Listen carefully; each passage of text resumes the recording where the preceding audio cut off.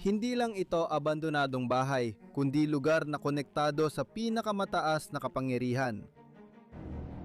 Ang maharlikang pamilyang Pinto mula Portugal ay nanirahan dito noong huling bahagi ng 1600. Noong panahong iyon, malaki ang kapangyarihan ng mga ganitong pamilya sa Portugal. Direktang konektado ang pamilya Pinto sa hari ng Portugal. May mga dokumentong nagsasabing regular niyang binibisita ang ari-ariang ito. Sa loob ng bahay, unti-unti naming naintindihan ang lugar na ito. Bawat kwarto ay nagkukwento ng bahagi ng kasaysayan ng pamilya. Sa pamamagitan ng aming pananaliksik, nagawa naming buuin kung sino ang mga nanirahan dito, kung sino ang mga taong ito, at kung paano nagbago ang lugar na ito sa paglipas ng mga siglo. Ngunit dumating ang malaking pagbabago kalaunan, sa pagtatapos ng ika-20 siglo, hindi na kayang alagaan ng huling natitirang mga miyembro ng pamilya ang ari-ariang ito. Ibinenta ang ari-arian sa pamahalaan na nagtapos sa daan-daang taong pagmamay-ari, ngunit hindi nasundan ng pagsasaayos. Pinabayaan ng pamahalaan ang palasyo. Malaking pinsala ang tinamo ng ilang bahagi ng gusali dahil sa sunog at lalong bumilis ang pagkasira dahil walang aksyon. Ang natatangi sa lugar na ito ay walang inalis na bagay dito. Sa loob, nakita namin ang daan-daang taong lumang pinta, kahangahangang kasangkapan at personal na gamit na naiwan ng pamilya Pinto sa dating pwesto. Hindi dahil walang halaga, kundi walang bumalik para kunin ang mga iyon.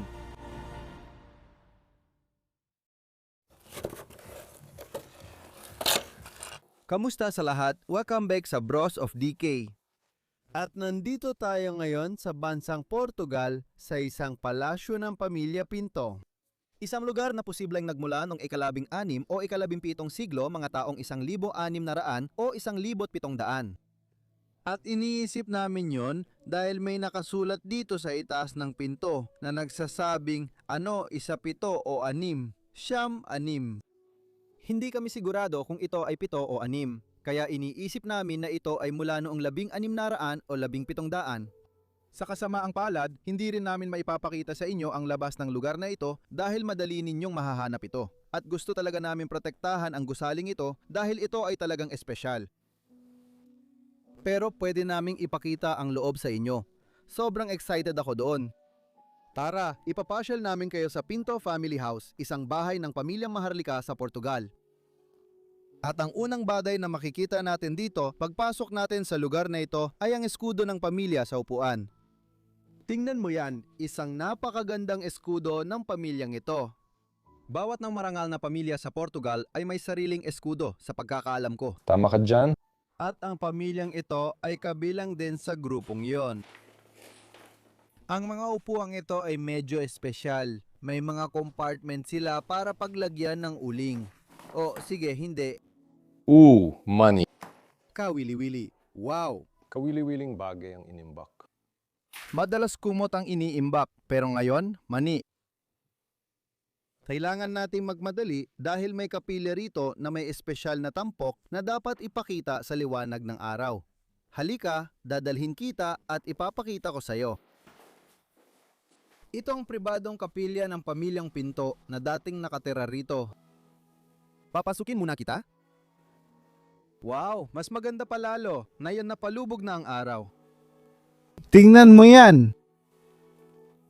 Ang buong kapilya ay napupuno ng pulang liwanag na ito. Oo, galing yan sa may kulay na salamin na bintana sa likod dito. Gustong gusto ko ito. Wala pa kaming nakita na ganito dati. Hindi, pakiramdam ko hindi masyadong ginagamit ng mga kapilya ang kulay pula. Pero pwede ka bang umatras ng kaunti at tingnan ng ilaw? Bagay siya sa suot kong damit. Kita mo, maganda siya. Oh, direktang tumatama ang araw sa mukha ko. Magandang stained glass na bintana o tinted na salamin sa tingin ko. Hindi ko na alam, pero sa tingin ko stained nga. Wow, gusto ko ito. Sige. At talagang maganda ang kapilya na ito. Magpo-focus muna ako sa parteng ito. Dito. Mayroon tayong napakalaking altar sa harap natin. Iyan ba ay gawa sa plaster o kahoy? Malamang gawa sa kahoy. Gawang kahoy, kilala ang Portugal dyan.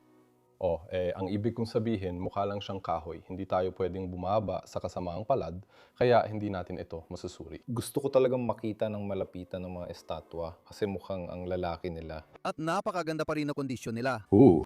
Baka iyon ang dahilan kung bakit napakaganda pa rin ang kondisyon nito kasi walang makapunta roon. Maganda yung punto mo. At makikita mo rin lahat ng mga likhang sining, mga pinta sa paligid ng kapilya dito at yan ang paglalakbay ni Jesus papunta sa krus. Tama, oo. Ang mga kapilya ay talagang bahagi ng kulturang Portuges. Bawat bahay ng Maharlika ay may isa. Karaniwan, may isa sila kahit maliit o malaki. Ooh. Meron ding organ dito sa sulok ng kwarto, ST Organ Corporation. Galing ito sa Estados Unidos. Wow, halos kapareho ang letra nito sa logo ng Bros of Decay. Tingnan mo. Hato. Ang astig niyan. Hindi na sa kasama ang palad, hindi na ito gumagana kahit na naiwan pa rin ang musika, mga nota at lahat ng bagay. Wow! Magandang simula ito para sa isang epic na video. Punta pa tayo sa ibang bahagi ng bahay. Maganda ang kapilya rito pero hindi pa natin nakikita ang ibaba kaya puntahan muna natin yon. Bago tayo magtuon sa itaas na palapag, sa tingin ko itong mga palapag sa ibaba muna. Puro mga kwarto ang mga ito gaya na nakikita mo sa mga typical na kama ng Portuguese. Masasabi ko, Oo, makikita mo sila sa Pransya at Portugal. Bawat bansa medyo nagkakaiba sila. Pero pakiramdam ko, kailangan ko sabihin na sa ibaba, parang para ito sa mga manggagawa o bisita. Hindi, malamang para sa mga manggagawa. malamang kasi wala rin silang connection sa bahay, siguro. Oo, napansin ko rin na hindi natin naipakita ang wheelchair. Sa tingin mo ba may tao sa bahay na may malubhang kalagayan? Well, nasa loob ito ng bahay. Oo, tingin ko matanda na yung mga nakatira dito noon. At galing ito sa Porto. Oh wow, gawa sa Portugal. Uy, tingnan mo yung kalidad, magandang kalidad. Makikita mo yung mga nakalitaw na pader, kahit ganun, bato pa rin ito mula sa bundok o saan man. Sa tingin ko, Hindi kasi may simento at iba pa, pero baka luma lang talaga itong pader na to. at dito sa ibaba, makikita mo talagang unti-unti nang nasisira ang lugar. Yung plaster dito sa taas, yung kisame, nagkakabitak-bitak na at hindi pa naman ganong katagal na inabandona ito. 1,997 ang huling petsa o 2,000. 2,000 yata. Mayroon ding medyo simpleng banyo dito. Masasabi ko, tulad ng sinabi mo kanina, para ito sa mga manggagawa. Oo, ulit. Isang napakasimpleng kwarto, walang kahit anong marangya. Hindi. Mukhang maayos pa rin ang kwarto. Isa sa mga gusto ko talaga sa mga kwartong ito ay meron silang parang bintana na may mga upuan at pwede kang umupo dito tumingin sa labas. Hindi ko alam kung ito talaga ang layunin nito, pero mukhang ganoon nga. Tama ba? Hindi, yun nga talaga. Pwede kang umupo sa tabi ng bintana, kumuha ng libro, uminom ng kape, at mag-enjoy. At meron pa tayong ilang mga storage rooms sa ibaba. Isang pares ng sapatos mula sa mga dating may-ari, halimbawa, naiwan dito.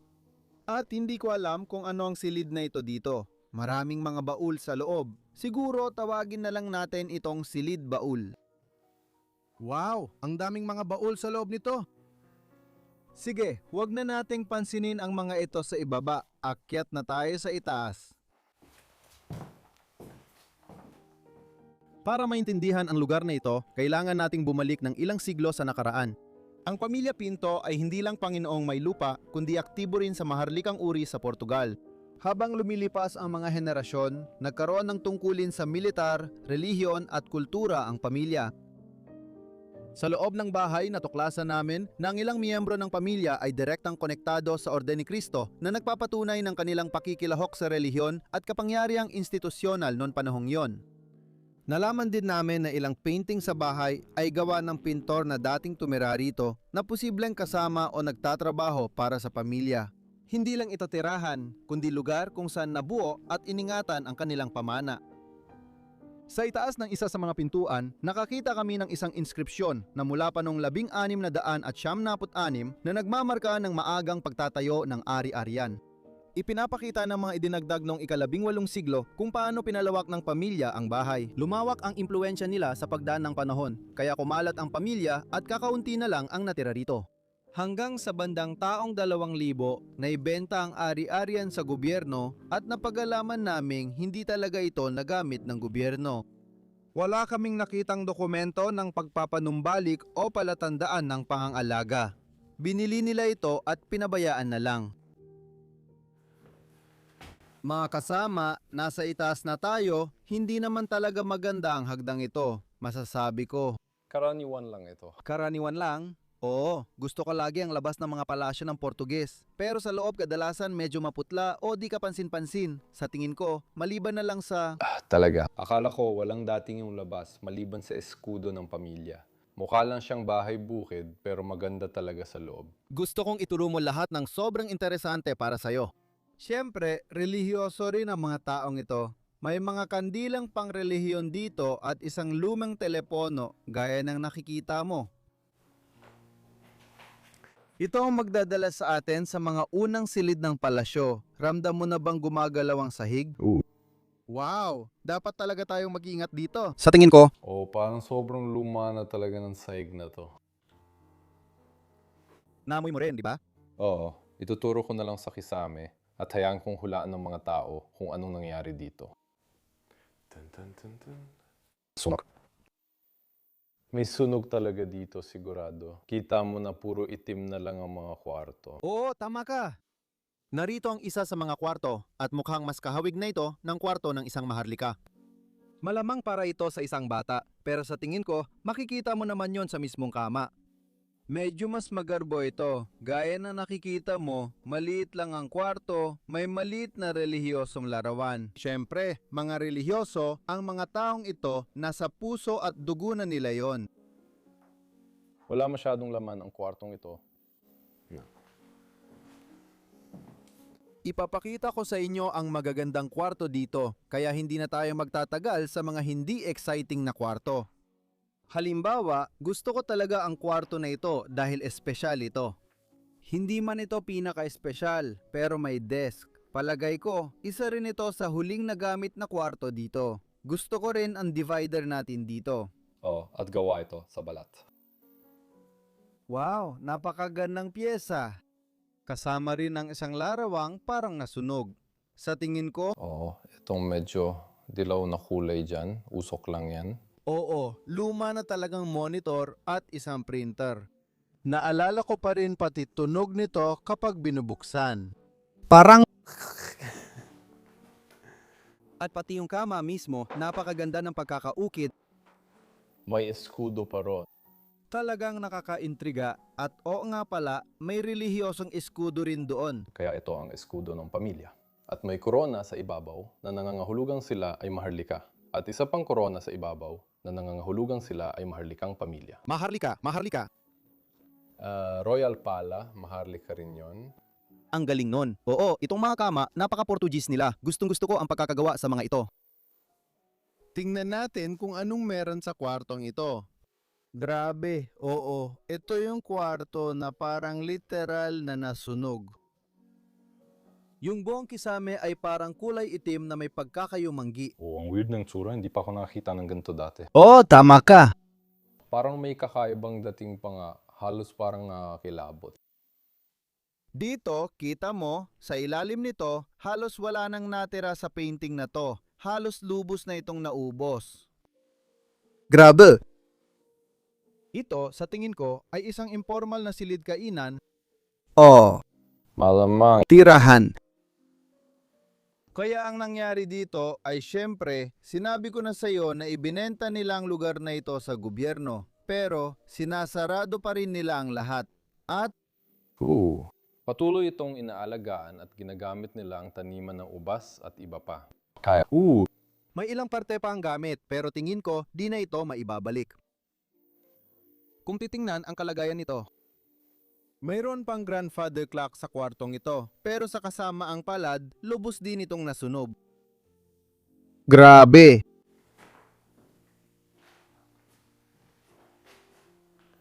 Oo, nakakabaliw makita na halos buong lugar na ito ay muntik ng masunog. O, silipin muna natin dito bago tayo pumunta sa pinaka-interesanteng parte ng lugar.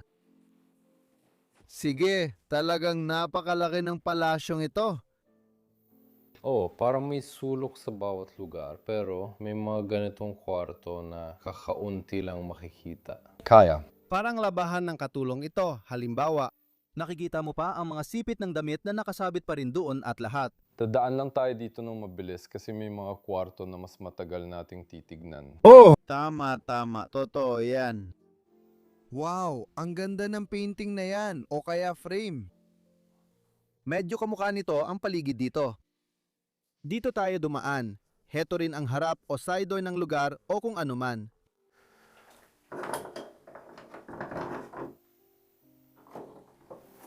Napakalaki ng pintong ito.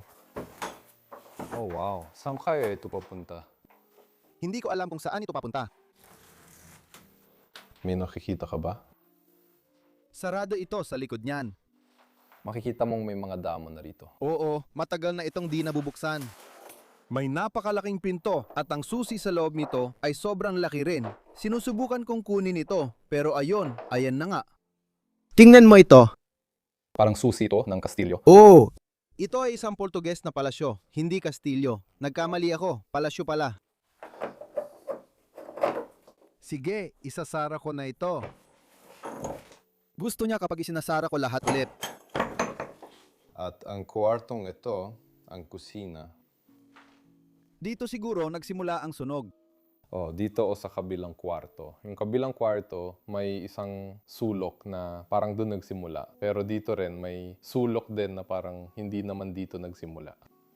Tsaka sobrang mabaho sa loob. Sobrang tapang ng amoy. Hindi kaaya-ayang nasa loob ng kwartong ito. Hindi. Gusto kong ipakita ang napakalaking kalan na nasa harap natin. Sobrang gusto ko ito. At dito nagluluto ang mga katulong para sa mga maharlika. Sa loob ng lugar na ito, may takur pa rin sa ibabaw niyan. Siyempre, lahat ng palitada ay natanggal. Grabe. May maliit na hapag dito sa gitna. Isang napakasimpleng kusina. Masasabi ko, Oh, napakasimple talaga. dito makikita mo rin. Hindi na nga gumagalaw, makikita mo sa salamin, mula sa puti, umiitim ang salamin. Dito, kitang-kita mo talaga. Doon. Tara, umusad pa tayo ng kaunti. Makikikita masyado ang bahaging ito. Pakiramdam ko, mas maraming gamit sa trabaho sa bahaging ito. Oo, puro gamit sa trabaho. Heto ang huling kwarto sa dulo. Muli, isang kwarto para sa mga katulong malamang. Para isampay ang mga damit at iba pa. Andun pa rin ang mga sipit ng labada. Astig, tingnan yon. Ibalik na natin ito, ang daming sapot ng gadamba. Ayos, umatras ulit tayo. Ay hindi, anong ginagawa ko? Gusto mo ba? Oo, syempre. Siyempre. Ginamit ng mga katulong ang makinang ito para patuyuin, para pigain ang tubig mula sa mga damit. Gustong gusto ko yon, gumagana pa rin ito. Ibig kong sabihin mano-mano ito. At sa tabi nito, may isa tayo. Singer. Singer, nakatabi ang takip nito. Kailangan lang nito ng konting langis, protektahan natin at ilagay natin ito sa ibabaw nito. Kawili-wili na, okay?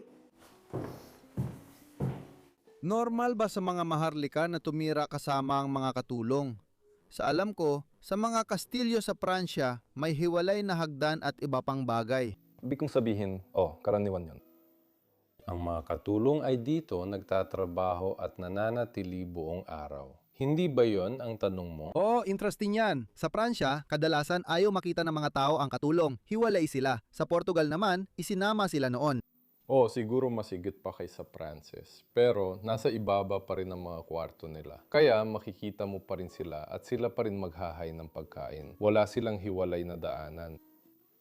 Interesante, isang bagay na nakalimutan kong ipakita sa kwartong ito at talagang gusto ko ay itong parol na nakasabit dito. Sa tingin ko, medyo special ito. Puno na rin ito ng sapot ng gagamba at meron itong astig na salamin sa paligid. Sa loob ng kwartong ito, tulad ng madalas nating makita sa mga lugar sa Portugal, may bangko tayo. Iyong bangko may kanya-kanyang sandalan na talagang typical na detalyeng Portuges sa mga ganitong lugar. Mga kaibigan, ito ba? Pasensya, may gamit ba ang kwartong ito? Oh, sa tingin ko ito ang silid ng paghahanda. O ito ba ay... Parang isang silid para sa paghahanda. May ref tayo dito at ilang bote ng alak doon. Sa tingin ko, napakaliit ng kwarto. Maliit na extra ang kwarto. Pero yan ang pintong gusto mong daanan. Ito ang pinto. Gusto ko rin na may ganitong sistema ito. Tingnan mo.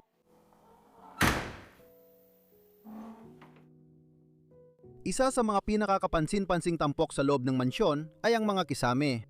Ang mga kisame ng Portuges ay may kakaibang arkitektural na pagkakakilanlan at kakaiba ang mga ito kumpara sa karaniwan mong makikita sa iba pang bahagi ng Europa.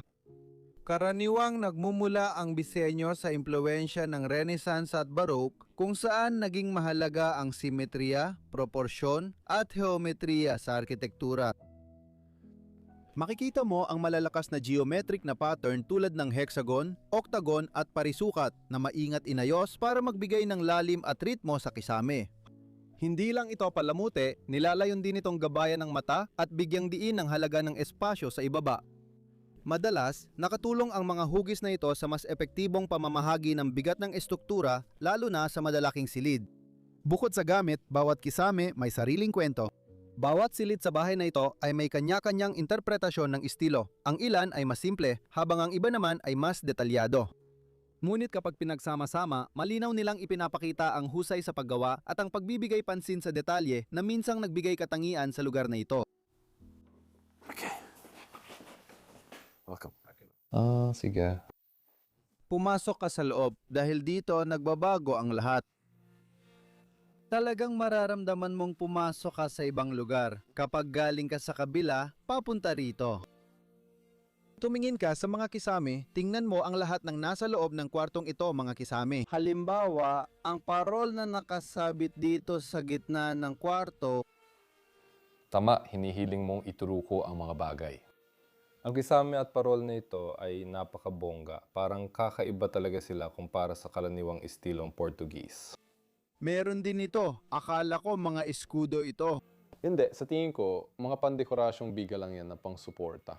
Oo, pero ang ganda talaga. Noon talagang simisikap gawing magandang lahat, hindi lang basta ginagawa. Kita mo, may mga nakalabas na kable dito. Ibig sabihin, nagkaroon lang ng kuryente ang lugar na to pagkatapos itong maitayo. Pumasok ba ang kuryente noong mga taong 1800 sa Portugal? 1,000 siyang rangs. Mga taong 1900. Kaya mga ilang daang taon pagkatapos itong maitayo. Di ko alam ang layunin ng kwartong ito. Siguro ito ay... Siguro, isang silid kainan. Oh! Kasi sa tingin ko, ang lamesang ito ay malamang doble ang laki o baka triple pa nga. At makikita mo ang lahat ng upuan sa paligid. Narito ang isang kalendaryo mula sa taong 2000. At iyan ang isa sa mga huling petsa na may taong nanirahan at marahil ay pumasok pa rito sa lugar na ito. Maraming dokumento at gamit ang nakakalat sa mesa. Hindi ko nagagalawin o titingnan ang mga yon dahil marami silang kasaysayan ng pamilya na nakasulat doon. At mga panggalan. At mga pangalan. Eksakto. Mukhang sobrang empty ng mga cabinet na ito. Dati itong puno ng mga chinaware at porselana at pati nga yung mga alak nandito pa rin sa ilalim nito. Talagang gawang bahay. Wala nang sinasabi ang label. Malamang sarili nilang wine yun, siguro. Wow! May vault ba ang kabinet na to? Wala, lahat to walang laman. Di ko nabubuksan dito. May mga upuan sila na pwedeng ilagay sa paligid ng mesa kapag in-extend ito. Magagandang upuan. Itong mesh, Portuguese din talaga, di ba? Karaniwang detalye ito. Palagi mo itong makikita. Nandito pa rin ang mga maleta. Malamang galing iyon sa mga paglalakbay nila, mayaman at mahahalagang tao sila, kaya malamang marami silang napuntahan. Gusto mo bang makita ang kwartong ito? Sa tingin ko, ito lang ang pinalawak na banyo. Gusto ko ng flush type na inidoro. Oo nga. Bihira mong makita yan. At pati yung kisame, Oo nga. Pati itong kisame ay maganda rin ang pagkakatabla. sige, gusto kong tingnan itong kwarto dito ngayon. At nakita ko na agad na ito ay isang silid tulugan at napaisip ako bakit mo ilalagay ang silid tulugan katabi ng kainan. Wala akong sagot dyan, pero para sa akin kakaiba talaga. Oo, totoo nga. Tingnan mo ang kisame, napaka-Portuguese sulit, kitang-kita ang mga beam. Gusto ko ang kulay at iba ito kaysa sa mga nauna. Gustong-gusto ko talagang tradisyonal na kisame. Yung mga parihaba na yon. O mga parihaba, hexagon, basta mga kakaibang hubis. At makikita mo lang yan sa Portugal. Sa Portugal lang may ganitong klase ng kisame. At gustong-gusto ko na bawat bansa sa Europa ay may sarili nilang natatanging estilo ng mga gusali at arkitektura. Oo, makikita mo talaga ito kahit saan ka pumunta. Totoo yan. Maganda ito, kasaysayan at kultura, at dapat kang maging bahagi nito. Oo, nandito ang kama, halos pareho lang ang headboard nito sa isa pa. Ang estilo nito. Pero ang emblem sa gitna ay relihiyoso at yung isa naman ay isang crest sa tingin ko. Hindi ba ito krus? Ito nga. Talaga, at walang korona sa taas. Kaya, Eksakto, kaya hindi ito maharlika o panghari, ito ay relihiyoso lang. at kahit may inidoro sa sulok doon, Ipo-point out ko sana yon. may maliit silang bidet, inidoro at lababo sa kwartong ito. Walang kurtina. Ito ang Portugal, mga kaibigan. Grabe. Ang kabinet para sa mga damit, malamang may ilang damit pa na naiwan doon mula sa mga dating nakatira dito at may vanity rin sa kwartong ito. Tingnan mo lahat ng relihiyosong larawan, tiyak na relihiyoso ang mga nakatira rito. Nakakalungkot makita ito. Tingnan mo ang upuang may upholstery, nilamon na ng kalumaan. Hindi na ito maliligtas. Dati napakaganda ng upuang ito, sana inilabas na nila ito noon pa. Isa itong frame ng larawan. Oo, may ilan pang ganong upuan dito sa kanto. Medyo mas konti ang sira nitong isa kaysa sa nauna. At ang sofa sa tabi nito ay nasa maayos pa ring kondisyon. Sobra naman kung sabihin maayos na maayos pa. Ay sandali lang, may papakita ka pa. Sa kwartong ito, may built-in na fireplace dito. Oo, syempre, ganun lang talaga dati ang paraan ng pagpainit ng kwarto. Sige, saan mo gustong pumunta muna? Sa hallway? O doon? Doon. Sa tingin ko maganda itong ipakita. Uy, talagang maalog itong bahay na to.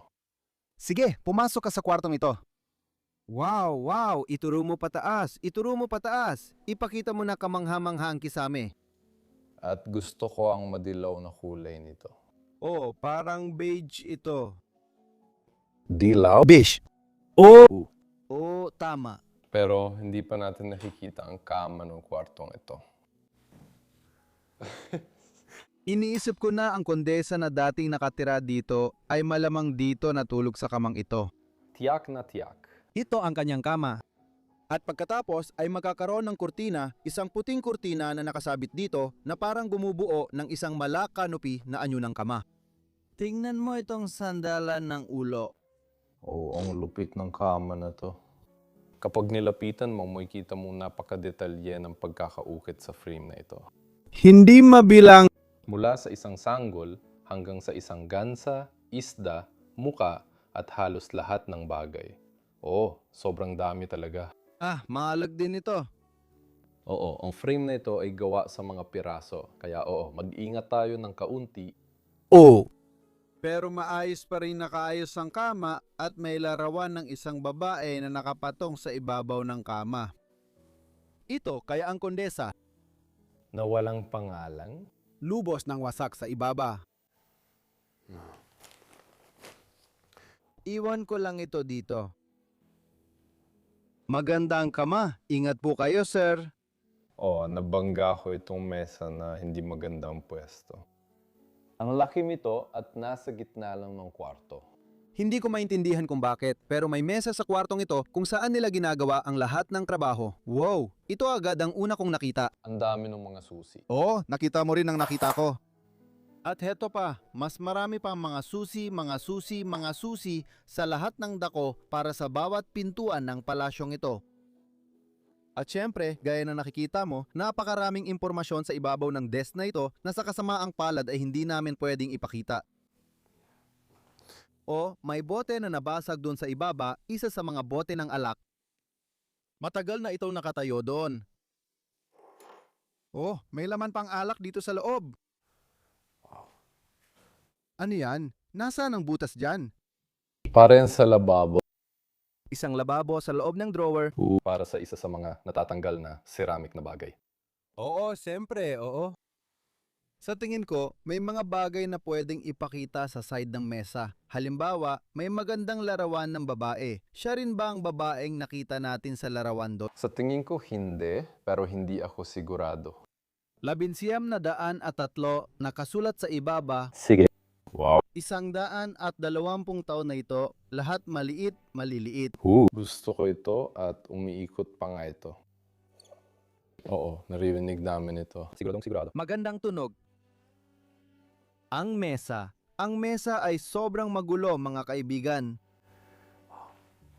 At sa side na ito, merong isang bagay na pwede nating ipakita. Oh, itong mga rolyo, nagtabi sila ng mga sample ng wallpaper. Hindi ba yun yung wallpaper mismo? Hindi sample. Ito ang wallpaper. Oh, mga rolyo lang yan mula pa nung pinalitan nila ito. Halimbawa, kung nais mong palitan ang malaking itim na amag, Kumuha ka lang ng ilang rolyo at ayusin ito. gusto mo bang gawin ito? Oo, tara sa kanan. Huwag na lang nating gawin yon. May papakita pa tayong sobrang astig na kwarto ngayon. Itong isa, sasabihin ko sa'yo, magugulat ka talaga. Sumunod ka sa akin. Damhin niyo lahat, mga kaibigan. Tingnan niyo lang itong napakagandang kwarto. Ito ang pinakamaganda at pinakamahalagang kwarto sa buong palasyo na ito. Tingnan niyo ulit ang kisame dito. Halos kapareho ito ng kwarto na ipinakita namin kanina. Oo, tama ka dyan. Gusto ko talaga ang kulay beige. Oh, at yung gitna ay lumulundo. Nagkakabitak na ba ito? Oo, nagkakabitak na. Mabigat at malaki ito. Ayokong bumagsak ito. Malungkot. Pero isipin mo, ang chandelier na ito ay direktang nakakabit dito. At ibig kong sabihin, gaano ba kabigat ito? Siguradong mabigat talaga yon. May maganda ring chandelier. Gusto ko ito. Iba siya. Oo, kakaiba talaga. Oo. Sa gitna ng kwarto, may coffee table tayo. Working table. Working table. Oh, na may maraming libro sa ibabaw nito. Gaya ng nakikita mo, ano to dito? Ay, wow! Isang album na puno ng mga plaka. Hindi. Hindi ba natin ito nakita dati? Oh, siguro nga. Wala akong maalala agad, pero oh. Halika dito. Itong magagandang upuan na gusto kong ipakita, tingnan mo yan. Hindi ba parang panghari ang ayos sa harap ng fireplace? Para sa akin, ito ang pinakamagagandang piraso sa bahay. Oh! Ang ganda talaga. May burda ng sagisag ng pamilya sa upuan at iba pang bahagi nito. Wow! Mukha talaga silang maharlika. Ang gold plating sa paligid nito, lahat ng parte ng upuang ito ay talagang kahanga-hanga. Kailangan ko itong gawin. Mukha ba itong pangmaharlika? Oh, ibig kong sabihin, oh. Ibig kong sabihin, suot ko pa ang mga damit ko pang explore o parang ganon, ewan ko. Oo, gusto ko lang gawin minsan. Oo, Medyo mabigat yan. oo, sobrang bigat niyan. Isang katulad nito para sa lalaki at isa naman para sa babae para makaupo sa paligid ng fireplace at mag-enjoy ng isang masarap na baso ng Porto wine. Wow, mga kurtina! Magagandang mga kurtina. Pagkatapos nagsimula na napuno ang buong kwarto, mga mukha ng dating nakatira dito inilagay sa pader. Sa tingin ko, yun ang tamang paraan para sabihin yon. Mukhang isang uri ito ng pastor. O obispo, siguro. Oh! Oh. At iyan ay isang Portuguese na krus militar ni Kristo. Iba naman yan, may iba't ibang uri ng mga orden sa mga crest na ito, tama ba? At makikita mo rin sa mga bitak ng pintura na orihinal talaga ito. Oo, sigurado. Tingin ko makikita mo rin yan sa camera. Ang ganda talaga. Ay, maganda rin ito. Parang pintor na may hawak na brush. Mag-iingat ako. Tingnan mo, nagpipinta siya. Wow, isang painting. Sa tingin ko, ito ang pinakamaganda sa lahat ng mga ito. Oo, ang tingkad ng mga kulay. Yung ekspresyon sa mukha niya, parang medyo malungkot siya. Masasabi ko pa nga, wow. At sa ilalim nito, medyo mas malabo ito. Siguro ang kondesa. Para sa akin, kakaiba ito kasi kadalasan yung tao sa painting ay nakatingin diretso sa'yo. Pero itong painting na ito, hindi ko alam bakit nakatingin siya sa gilid. Talagang kakaiba. Baka tinitingnan niya yung isang tao na nakatayo sa tabi ng pintor. Grabe. Kung titingnan mo yung metal, makikita mo na may dalawang tao doon. Gustong gusto ko yung detalyeng yan, napakadetalyado. Ito ay tinatawag na miniature painting, isang uri ng pagpipinta na madalas ginagawa sa bansa ko, Belgium at Netherlands. Halimbawa, si Von Eyck, gustong-gusto ko ang mga dawa niya dahil sa sobrang detalyado ng pagpipinta gamit ang maliliit na brush. Ang ganda nun. Hindi ako makapaniwala na naiwan lang ang mga painting dito. Baka isa sa mga batang nakikita natin dito. Malamang kakaiba ang itsura nito. Sasabihin ko, Oh, mas mukhang simple ito sa tingin ko, pero professional din naman ito. 1867. Wow, luma na pala yun. maaring natanggal noon sa trabaho ang nag-ayos ng buhok. Oh, ito rin yung nakita natin sa kwarto. 1,903. Oo, mas malaki lang ito kaysa sa nakita natin doon. Ito rin ang parehong babae, gaya na nasa painting na may miniature na detalye. Pero pinalabas din na parang gumawa si Lily ng kopya mula sa isa pang kopya. Hindi, ibang ibig kong sabihin, may iba siyang medalya rito. May miniature painting din dito. Ibig ko sabihin, oo, pero iba ito. Mukha itong dalawang tao na sumasayaw. Sa tingin ko, maraming paraan para bigyan kahulugan ito. At pagkatapos, meron pa tayong isa. Siguradong larawan ito, nakaprint na larawan. Oo, at maring na retoke. Oh, itong burda. Masisiyahan ako dito. Pwede mo talagang titigan ito ng ilang oras at parang yung bukirin sa likod. Hindi naman. Ang lilikot ng imahinasyon ninyong lahat. Oh, At marami pang painting dito. Nakakalungkot na hindi lahat may petsa, ilan lang ang meron. Luma na ang mga ito, daan-daang taon ng edad. Wow, mukhang galit siya. Ayoko makasalubong siya sa gabi. Pero parang Portuges talaga siya. Isa siya sa mga babaeng yon na kapag nag-explore ka ng abandonadong lugar at mahuli ka niya, haharang siya sa harap mo. 1887. Shawl, sabi diyan. Hindi ko alam kung anong GAL, pero mga initial yan. Oo, yung ekspresyon sa mukha niya ay Sobrang makatotohanan. ang galing ng pagkakagawa. Siyempre, ano nga bang isang maharlikang palasyo kung walang piano? Playel daw, pero di ko kilala ang tatak at bihira ko makita. Pati ang upuan. Makikita mo ang spring sa upuan. Lumalabas sila. Oh, malamang nasira na sila. Ganiyan nakatanda ang upuang ito. Lahat kayo. Tingnan mo yung lalaki na yon, para nakakatawa ang mukha niya. Oo, medyo nakakatawa, pero mukhang mayaman siya. wow! 1888. Sinasabi ko. Nakita mo ba ang petsa? Oo, 1888. 1888. Mahigit 100 taon ang lahat ng painting na nakasabit sa pader. Malamang nung panahon na nagsimula silang maglagay ng mga riles ng tren sa Portugal. Kaya oo, parang napakatagal na nun. Ang mga painting na ito ay bago pa nagkaroon ng mga riles ng tren sa Portugal. Pabayaan mo munang mag-sink in yan sa iyo. Sa tingin ko, ito na yon. Ito talagang pinakamalaking painting na meron tayo rito sa kwarto. Pero isa rin ito sa pinakamagaganda. Sobrang hinahangaan ko talaga ito. Wow! Nasa likod bahay lang ito. Gustong gusto ko ang detalye ng damit. Napakaganda ng pagkakapinta sa babaeng nakasuot ng bestida. Wala nang oras ipakita lahat ng detalye, pero ang ganda ng painting na ito. Kamangha-mangha ito, pati ang frame nito. Oo, maganda talaga. At sa ilalim nito, mayroon tayong fire screen na muling nagpapakita ng sagisag ng pamilya, may korona sa ibabaw nito. Ang ganda talaga. Grabe, anong klaseng kwarto to? Grabe, kakaibang kwarto to. Sige. Diyan ka dadaan? Oo, dito ako dadaan. Sige, magkikita tayo mamaya. Isa pang silid kainan. Tingnan mo ito at sa tingin ko, mas magarbo pa ang chandelier dito kaysa sa isa pa. Oh, sigurado.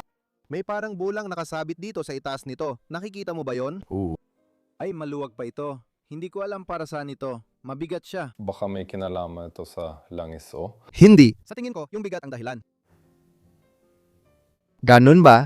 Oh, ewan. Akala ko dahil sa lamparan ng langis. Pero... At nakita mo na ba ang pinakamaliit na detalye dito? Dito, parang may dragon. Dito rin. Marami sa kanila. Ay, gusto ko rin ang mga ubas dito. Nakita mo ba yon? Diyos ko, at dati? Ay, may lampara ng langis pa, hindi pa ito dekuryente. Lampara pa rin ito ng langis na may mga kandila sa paligid. Wow, ang ganda naman nito. At muli, napakagandang kisame. Dito, may heksagono tayo imbes na parihaba at muli, isang extendable na hapagkainan. Gusto ko talaga ang gantong klase ng mga mesa. Bakit kailangan ng maraming silid kainan sa buong bahay? Ibig kong sabihin kasi ikaw ay maharlika. Kasi... Iyon ang paliwanag. Nakita mo na ba ang mga painting sa likod mo? Sobrang lupit talaga nila. Mukha pa silang mas luma. At saka, purong gawa kamay lahat gaya ng nakikita mo. Kita mo yung mga bitak at lahat ng detalye. Oh, kita mo agad yung natuklap na pintura? Simple ang pagkakapinta, pero ang bongga pa rin. Yun ba ang eskudo ng pamilya sa taas? Sa tingin ko oo, pero hindi ako sigurado. Pwede nating ikumpara sa mga upuan. Pero? Tinitingnan ang mga hugis. Ito ay ipininta noong Enero ng 1775. Ang painting na ito dito ay 280 taon ng tanda. Di ako sigurado, pero baka parang obispo rin ito. Oo, may krus siya sa leeg at suot ang kasuotan ng obispo. Ang ganda ng grandfather clock dito sa sulok ng kwarto. May mga baril bang nakaimbak dito? Pero andiyan pa rin ang mga pabigat. Hindi yan normal. Ewan ko kung bakit, pero laging nawawala ang mga yon pag binubuksan namin ang ganitong gamit. Kaya isara mo na to. At syempre, magaganda rin kasangkapan sa paligid ng kwarto gaya ng nakikita natin. Ubas at peras naman sa bandang yon. Maganda. May fireplace din sa kwartong ito. Kahoy ba ang fireplace na ito? Ganun ba? Oo, ganun nga. Metal na plato yan. Ang weird? Sobrang weird niyan. At isa pa, kagiliw-giliw ang kasangkapang ito dahil may reservoir sa ibabaw. Maganda ang pagkakakabit nito. Paano mo ito bubuksan? Wala namang takip, 20 Holandeses pa. Mukhang maayos pa rin sila, no? Hindi. Sa tingin ko, hindi sila ganun. Sa tingin ko, kung sinubukan mo manigarilyo ng mga yon, mamamatay ka. Oo, hindi magiging magandang karanasan yan. Hindi talaga. Noong panahong yon, kakaibang disenyo, pati ang kahon ng puro. Ang ganda talaga tingnan. Gusto ko talagang mabuhay ng mga panahong yon. Dito rin sa sulok ng kwarto, may isa pang ganitong painting. Akala ko dati pareho lang sila, pero iba pala siya at iba rin ang crest niya. Tama. Tingnan mo nga kung may petsa kang makikita dito. Wala.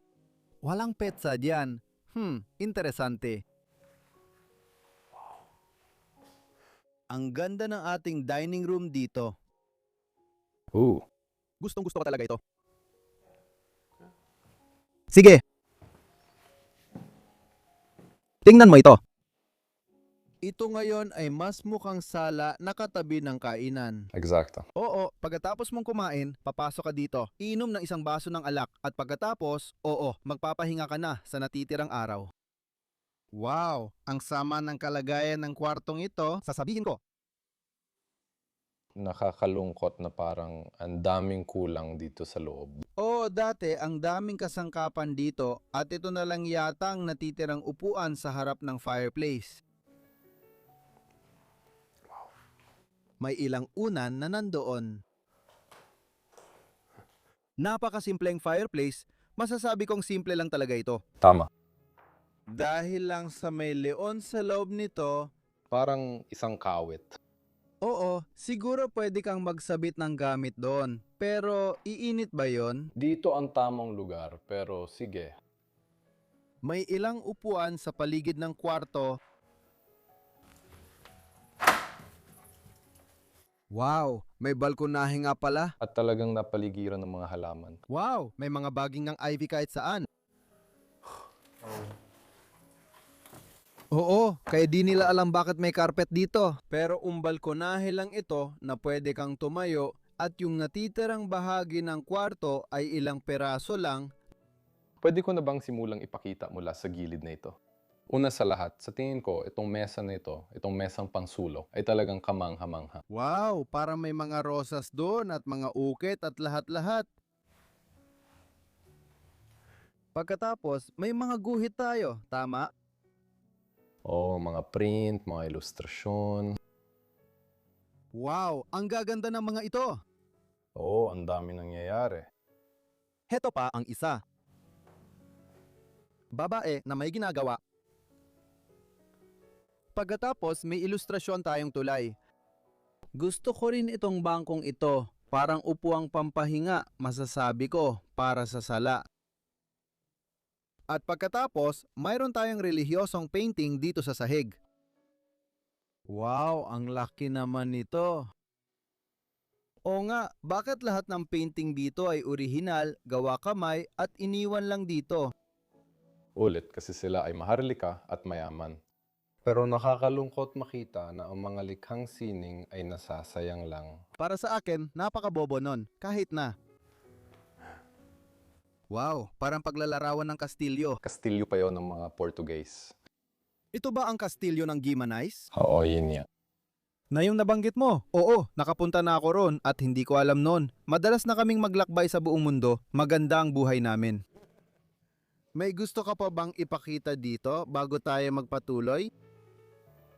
Simple lang talaga ang gamit dito. Oo, tama. May ilan pa akong magagandang kwarto na ipapakita sa'yo. Tara, Don! Naglalakad tayo papunta sa dulo ng palasyo, sa pinakalabas na bahagi. Kakaiba ang kisame at gusto ko talaga ang iba't ibang kulay nito. Wow! Saan mo gusto magsimula dito sa kwarto na to? Tara, umikot tayo pa kanan. Magsimula tayo dito. Oo, siguro pati itong pinto ang pasukan. Dito pumapasok ang mga tao at isa ito sa mga pangunahing pinto ng lugar. Siguradong sigurado. At pagkatapos, meron kang kabinet na halos hindi na kabinet. Nagkakabali-bali na. Naku ay, nabangga ko ang ulo ko dito. Oo, sabi ko nga, sobrang baba niyan. Ang mga Portuguese nan siguro ay sobrang liit. Oo, tingnan mo yan, may family tree dito sa likod ng buong pamilya, kasama lahat ng crest at lahat ng detalye. Ang galing. Kailangan naming i-blur, syempre, karamihan dito. Ibig kong sabihin, malamang lahat nito. Kasi siguradong marami kang malalaman tungkol sa lugar na to dahil dito. Sasabihin ko lang na sa itaas ng crest na hindi namin pwedeng ipakita, may baluti ng kabalyero. At ang baluti ng kabalyero ay nangangahulugan na ito ay militar. At ang korona ay nangangahulugan na maharlika ito. Pero ito, pwede namin ipakita. Sandali lang, pakinggan ko lang. Oo. Ito yung pinakamalaki. At tulad ng nakikita mo, may korona ito at ito ang eskudo ng pamilya.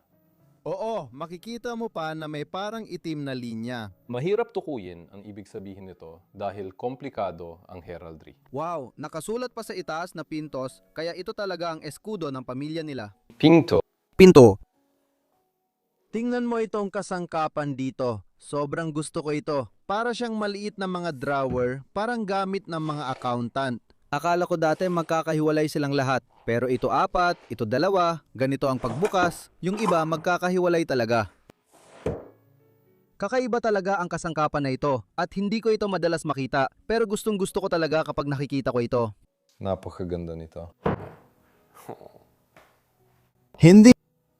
Isa ito sa pinakamagandang cabinet na nakita ko kamakailan. Pero oo, nagkakalas-kalas na ito. Pero ang laki at detalyado ng mga ukit na ito, Nakakalungkot talagang makita.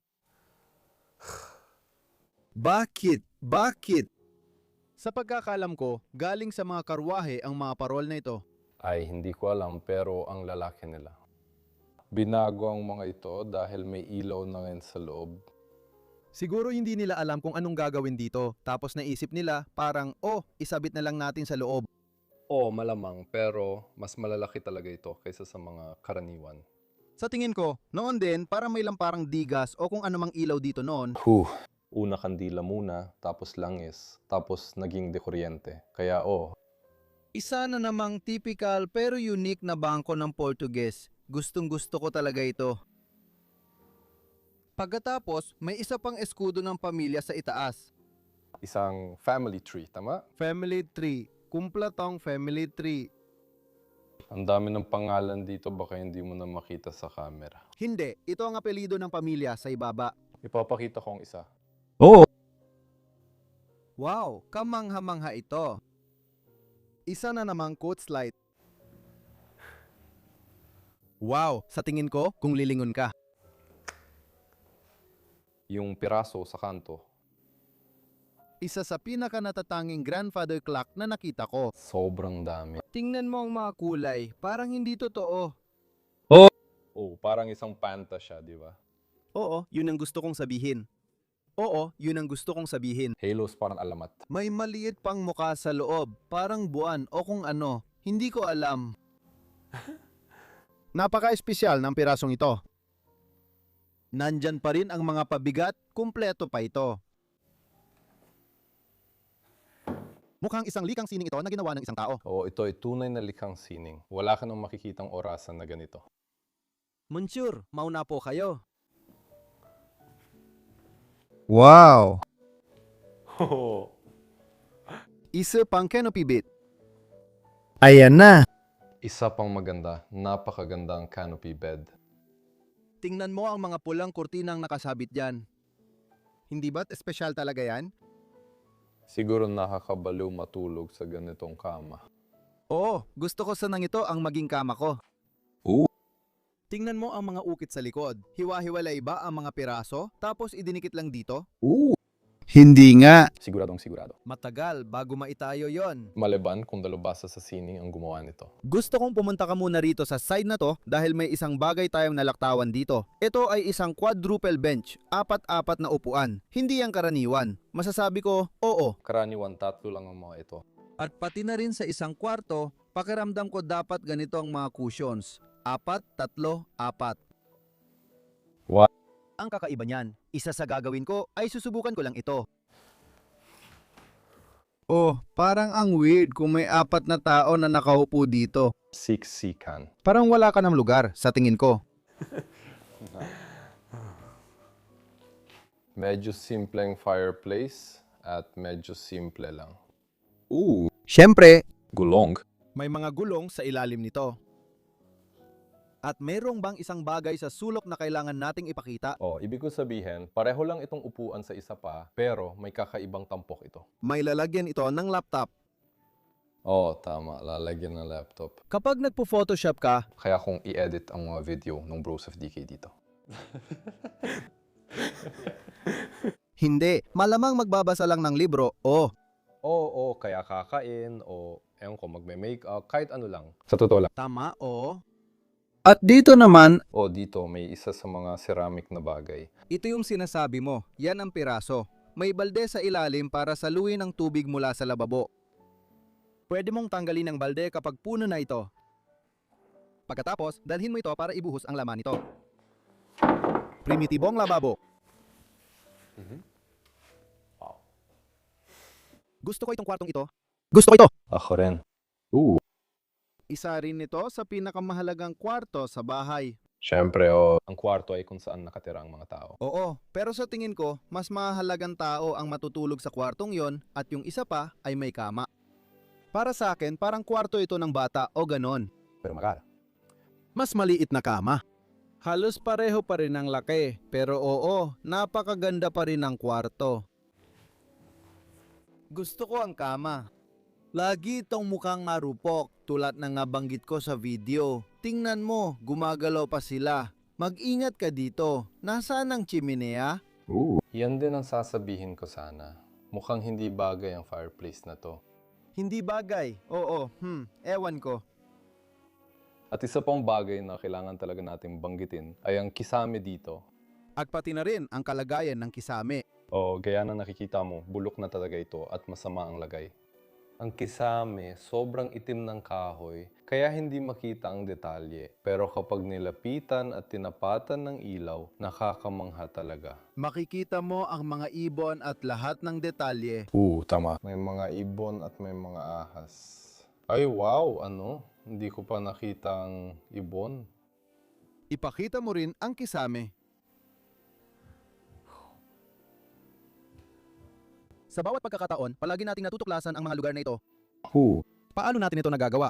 Bawat bahay ay laging may kakaibang katanggihan. Bawat lugar ay may natatanging katangian. Kamangha-mangha ito.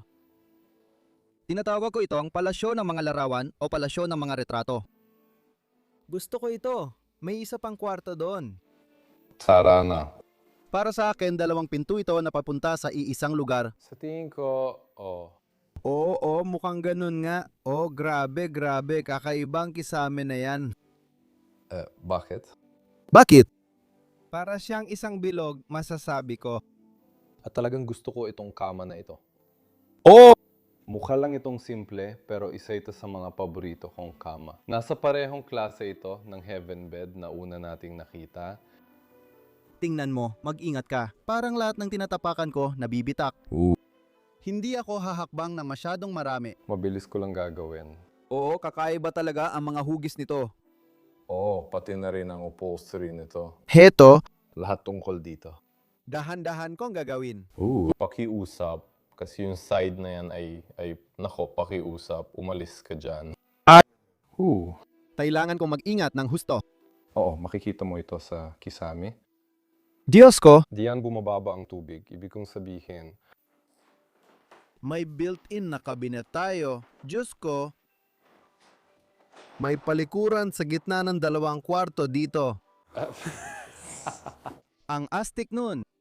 Ang ganda ng detalyeng yon. Gustong-gusto ko ang mga detalye ng bahay na ito.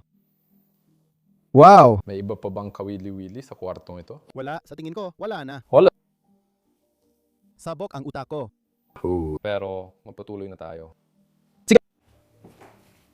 Napakagandang lugar na ating nilibot. Isang 400 taong gulang na palasyong Portuges. Ano ang masasabi mo tungkol sa lugar na ito?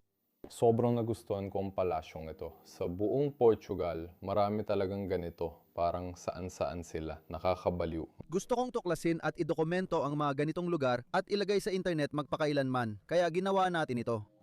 At kung nagustuhan mo yon, pakilike ang video, mag-subscribe sa channel at mag-iwan ng komento sa baba kung anong masasabi mo tungkol sa lugar na ito. Pwede mo rin kaming suportahan sa website namin. May mga link at impormasyon kung paano makatulong. At sa lahat ng yan, mahal na mahal ko kayo. Kita-kits ulit tayo sa susunod na linggo sa isa na namang kamangha-manghang episode. Paalam, mahal ko kayo.